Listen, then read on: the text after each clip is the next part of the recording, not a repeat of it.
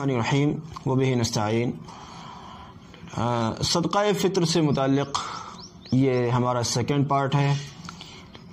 सदक़ा फ़ितर के इस second part में हम जिक्र करना चाहते हैं कि हमारी वो बेटियां, वो बहनें या वो फूफियां जो बाय द वे गरीब हैं या फिर खुदा न खास्ता वो अपने शौहर से किसी भी हादसे की बुनियाद पर बिछड़ गई हैं, तो ऐसी ख़वातीन कि हम अपनी ज़कात और अपने सदक़ा फ़ितर से मदद कर सकते हैं या नहीं।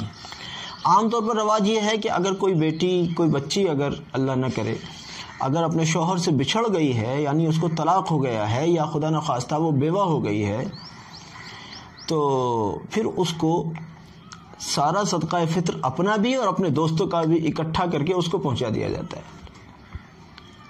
इस सिलसिले में एक बात बहुत बुनियादी और इंतहा दर्जे की अहम ज़रूर सुननी चाहिए आपको, और मैं कह दूं सुनना सिर्फ सुनने के लिए नहीं होता, सुनना अमल करने के लिए होना चाहिए, तो सुनने का नतीजा है, वरना तो फिर बंद कीजिए और जाइए कुछ और काम कीजिए।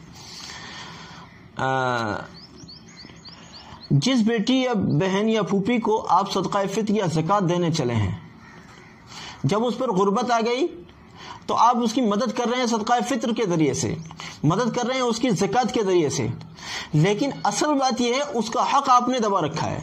पहले उसका हक़ अदा कीजिए। उसका हक़ क्या है?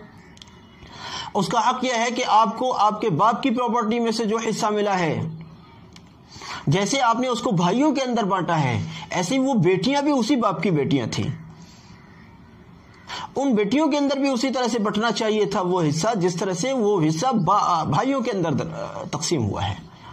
अब बहनों का और फूफियों का और बेटियों का हिस्सा तो हम दबा कर बैठे हैं और कह रहे हैं जी हम इनकी सदक़ा फ़ितर के जरिए से मदद कर दें। क्या बात है भाई, सदक़ा फ़ितर तो उस वक्त दिया जाता है इस बहन को या बेटी या फूफी को कि जब हमने इनका मीरास में जो हिस्सा होता था वो हिस्सा हमने अदा कर दिया हो। उस वक्त में इनका हिस्सा होता था कि चलो भाई ये हकदार हैं, ये गरीब हैं, हमने जो मीरास इनकी निकलती थी वो हमने अदा कर दी है, फिर भी इनका कर्जा या इनकी बीमारी या इनकी मुफलिसी या इनकी गरीबी दूर नहीं हुई। अब हम इनको सदक़ा फ़ितर के ज़रिए या ज़कात के ज़रिए से इनकी मदद करें। ये बात समझ में आती है। उनका माल तो हमने गड़प कर रखा है, जो उनका हिस्सा होता था मीरास में। याद रखिए, मैं ये कहना चाहता हूं असल में कि जिस तरह से बाप की प्रॉपर्टी लड़कों में तकसीम होती है, इसी तरह से शरीयत के मुताबिक बाप की प्रॉपर्टी लड़कियों में भी तकसीम होती है।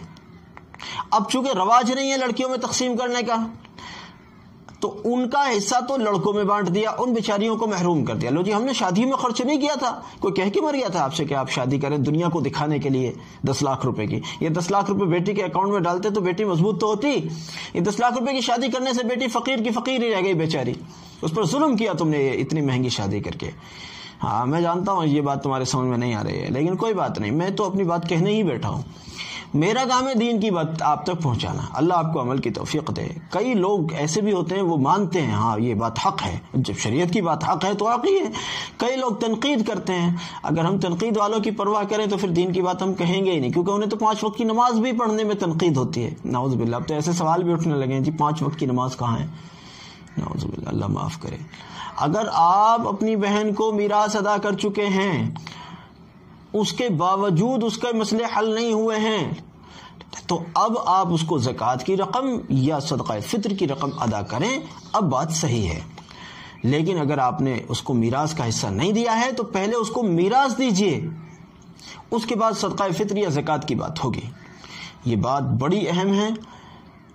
मीरास को रवाज दिया जाए, जहेज़ को बंद करके, शादियों के नाम पर फिजूल खर्चियाँ करके, रस्म व रवाज ख़त्म करके मीरास की तरफ आए उम्मत, ताकि हमारी बेटियां ससुरालों में जाकर फ़कीर बनकर न जाएं ससुरालों में, बल्कि वो उनकी महर भी मजबूत है और उनकी मीरास भी पूरी पूरी उनको मिल गई है।